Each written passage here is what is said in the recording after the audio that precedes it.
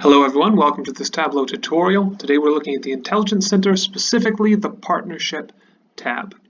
First thing to note is that there's a filter on the top left here for operating company. If you're interested in a particular opco, you can come up here and select it, and it will filter everything on the screen where I've got that data. First, top left, CISNY average goal.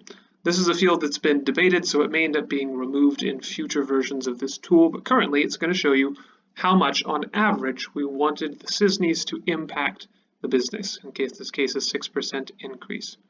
Pure price change is a calculation that pricing does that involves some penalties and benefits for starting early or starting late and some other things to get an idea of exactly how much the price changed when we consider everything. Down below that, we have the CISNY timeliness hovering over this. Each of these is a negotiation that occurred and the operating company occurred for. This is a Holland negotiation, this was freight. Hovering over it is going to show you whether it was on time and whether or not it met the goal.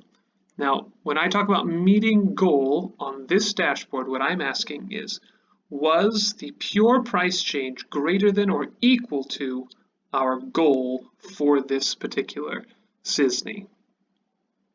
Down at the bottom, we'll see that playing out. There were 88 concluded CISNYs where the pure price change was greater or equal to the goal, and that is in the last 12 months out of 206 concluded CISNYs that have occurred for this particular 3PL.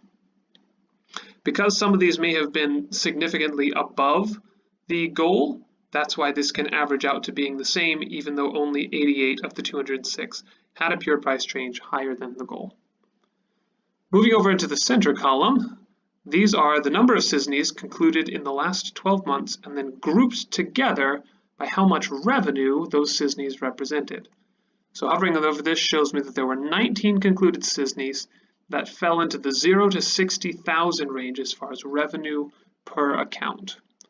You can see this broken out by operating company to get an idea whether or not the CISNYs you're going through and the work you're putting in is for larger things, greater than 200,000 for instance, or smaller things, 0 to 60,000.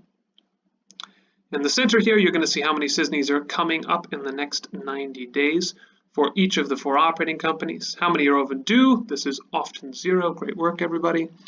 And then down below, upcoming CISNYs the next 90 days. This number essentially broken out by individual accounts and the revenue, 12-month revenue that was entered for that account to give you an idea what it is you're going to be looking at. If you have any overdue CISNYs, they will show up on this list down here, but again, this is often going to be blank. Final column here is the bid opportunity column. This is a replica of what occurred on the overall business tab. This shows you bids who had a business start date that occurred in the last 90 days. This is also a replica from that first screen. It's going to say how many new shipments did we get over the number of prior shipments we were getting beforehand. That number is then broken out by the operating companies to see where you're getting most of that business.